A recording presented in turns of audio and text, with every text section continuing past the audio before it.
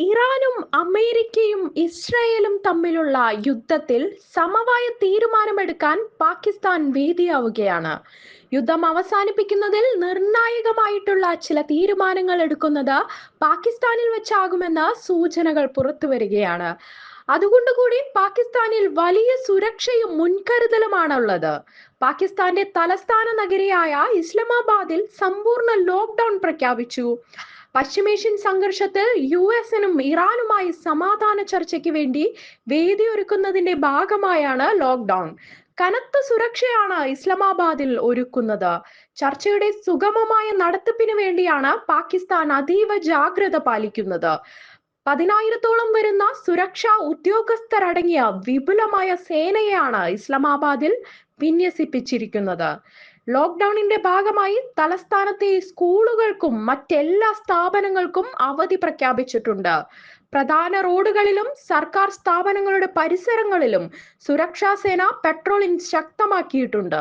നഗരത്തിലെ red zone കനത്ത സുരക്ഷയിലാണെന്ന് വ്യക്തമാക്കുന്ന ദൃശ്യങ്ങളാണ് ഇസ്ലാമാബാദിൽ നിന്നും പുറത്തു വരുന്നത്. അതേസമയം ഇറാൻ US വെടിനിർത്തൽ ചർച്ചകൾക്കായി US vice president JD Vance പാകിസ്ഥാനിലേക്ക് പുറപ്പെട്ടിട്ടുണ്ട്. പ്രസിഡന്റ് ഡൊണാൾഡ് ട്രംപ് നിർണായകമായ മാർഗനിർദ്ദേശങ്ങൾ നൽകിയിട്ടുണ്ടെന്നും ചർച്ചകൾ ഫലം കാണുമെന്നാണ് പ്രതീക്ഷയെന്നുമാണ് വാഷിംഗ്ടണിൽ നിന്ന് പുറപ്പെടുമ്പോൾ വാൻസ് പറഞ്ഞത്. ഇറാൻ നല്ല ആത്മവിശ്വാസത്തിൽ ചർച്ചകളിൽ പങ്കെടുത്താൽ ഞങ്ങളും തുറന്ന മനസ്സോടെ കൈകൊടുക്കും. എന്നാൽ അവർ ചർച്ചകളിൽ അടവുകൾ എടുത്താൽ ഞങ്ങളുടെ സംഘം കേട്ടിരിക്കില്ല എന്നാണ് വാൻസ് പറഞ്ഞത്.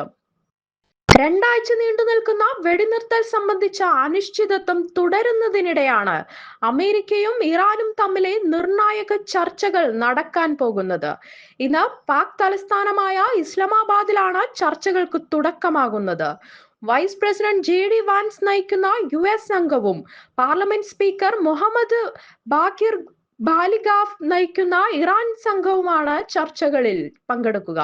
പ്രാഥമിക ചർച്ചകൾ ഇന്നും നാളെയുമായി നടക്കും. ചർച്ചാ ദിവസങ്ങൾ നീണ്ടേക്കുമെന്നാണ് റിപ്പോർട്ട്. വെടിനിർത്തൽ ധാരണയുടെ ഭാഗമായി ഇറാൻ മുന്നോട്ട് വെച്ച 10 ആവശ്യങ്ങളും ചർച്ച ചെയ്യും.